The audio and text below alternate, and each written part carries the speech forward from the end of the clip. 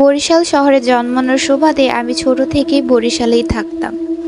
আমার সাথে ছোটবেলায় ঘটে যাওয়া বিশেষ দুটি ঘটনা যা আজকে আপনাদের সাথে শেয়ার করব। সেই বিশেষ দুটি ঘটনা কখনোই ভোলার মতো না। তো যাই হোক, গল্প শুরু করি। 2014 সাল। আমি তখন ক্লাস 1-এ পড়তাম। সেবার গ্রীষ্মের ছুটি দেওয়ায় পরিবারের সবাই মিলে নানা বাড়ি বেড়াতে গিয়েছিলাম। সেখানে যাবার আরো একটা উদ্দেশ্য হলো খালামণির বিয়ে ছিল। উল্লেখ্য, আমার নানা বাড়ি বাকেরগঞ্জ উপজেলা ছিল চরামদ্দি ইউনিয়নে অবস্থিত।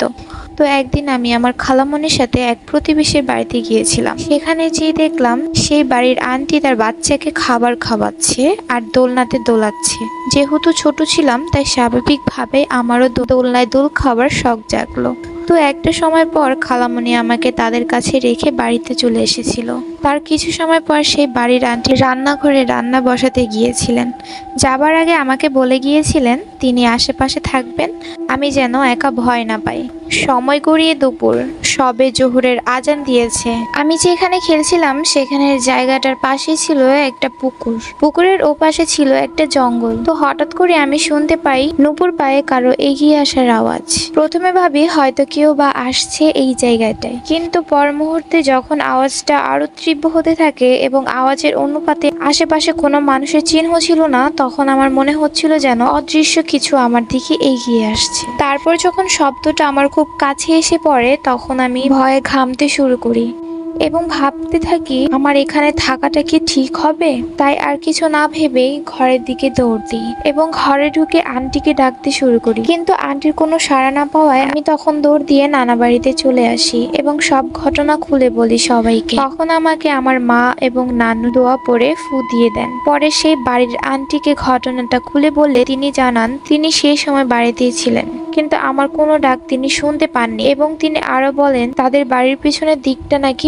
ভালো না, সেখানে নাকি জিনের উপদ্রব আছে। তবে আমার ভাগ্য ভালো ছিল যে জিনটা আমার কোনো ক্ষতি করতে পারেনি। 2 নাম্বার, তার ঠিক পরের বছর তথা 2015 সাল। খালামণির বিয়ে প্রায় 1 বছর পার হয়ে গিয়েছে। একদিন নানা বাড়ির সবাই মিলে খালামণির শ্বশুর বাড়ির দাওয়াতে গিয়েছি। সেখান থেকে ফিরতে ফিরতে রাত প্রায় 10টা বেজে গিয়েছিল। আর গ্রামের রাত 10টা মানেই তো অনেক রাত। গ্রামের মানুষেরা সারাক্ষণ অক্লান্ত পরিশ্রম করে তখন ঘুমে মগ্ন হয়ে থাকে। বলে রাখা ভালো, সেদিন বাহিরে গুড়ি গুড়ি বৃষ্টি ছিল। আমরা গাড়িতে করে বাড়িতে ফিরছিলাম। গাড়ির ভিতরে সবাই গল্প করতে ব্যস্ত ছিল আর আমি ব্যস্ত ছিলাম বৃষ্টি উপভোগ করতে। হুট করে চোখ গেল গাছপালার ফাঁকে দাঁড়িয়ে থাকা ছোট্ট একটি বাচ্চা ছেলের দিকে। সে আমার দিকে তাকিয়ে হাসছিল এবং হাত নাড়িয়ে আমাকে বিদায় দিচ্ছিল। ব্যাপারটা স্বাভাবিক হলেও অত রাতে ওখানে বাচ্চাটার থাকাটা অস্বাভাবিক ছিল। কারণ একে তো গ্রামের রাত, আবার জায়গাটা ছিল দেখতে অনেকটা বাঁশঝাড়ার মতো। সবচেয়ে আশ্চর্যের বিষয় হলো বাচ্চাটা সেকেন্ডের মধ্যেই সেখান থেকে গায়েব হয়ে যাওয়া।